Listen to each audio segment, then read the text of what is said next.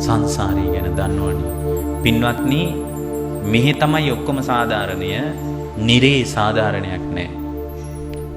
പ്രേත ලෝකවල සාධාරණයක් නැහැ. සාධාරණ ඉල්ලල කෑ ගහන්න තැනක් නැහැ. මෙහි යන්න පුළුවන් අධිකරණයට.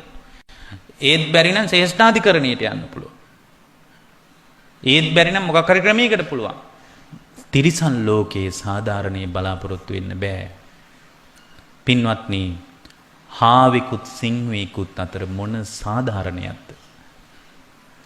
සාධාරණේ බලාපොරොත්තු වෙන්න බෑ.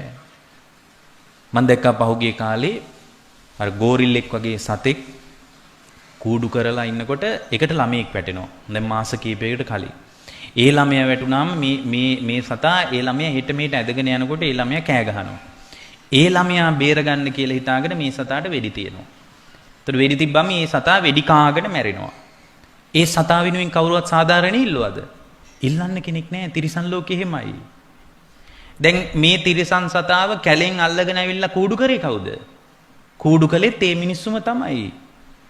ඒ කූඩු කරලා පින්වත්නි අර ළමයා අතෑරියේ කවුද? ඒත් මිනිස්සුම තමයි. අතෑරලා වෙඩි තිබ්බේ කවුද? ඒත් මිනිස්සුමයි. තිරිසන් ලෝකේ සාධාරණේ නෑ.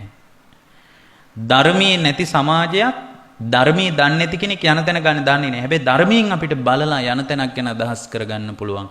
ඒ නිසා පින්වත්නි, තිරිසන් ලෝකෙට නම් වැටෙන්න එපා. අසරණයි. සාධාරණයක් බලාපොරොත්තු වෙන්න බෑ. ඒ නිසා මේ මොහොත තමයි වැදගත්ම මොහොත. මේ මොහොත තමයි ධර්මයේ හුරු කරන්න ලැබුණු දුර්ලභම අවස්ථාව. අනාගතය ගැන විශ්වාස නැහැනේ. ඇයි පින්වත්නි අනාගතය ගැන විශ්වාස නැත්තේ? මේ ගෙවෙන්නේ අන්තිම රාත්‍රිය වෙන්න පුළුවන්. අද රාත්‍රිය අවසාන කෑම වේල වෙන්න පුළුවන්. ඒ නිසා අනාගතය ගැන ලොකු බලාපොරොත්තු තියාගන්න බෑ. අතීතය ගැනත් පසුතැවෙන්න එපා. අතීතේ පරණ වෙලානේ, ආයෙ වෙනස් කරන්න බෑ. වැදගත්ම මොහොත මේ මොහොත. මේ වෙලාව තමයි වැදගත් මොහොත.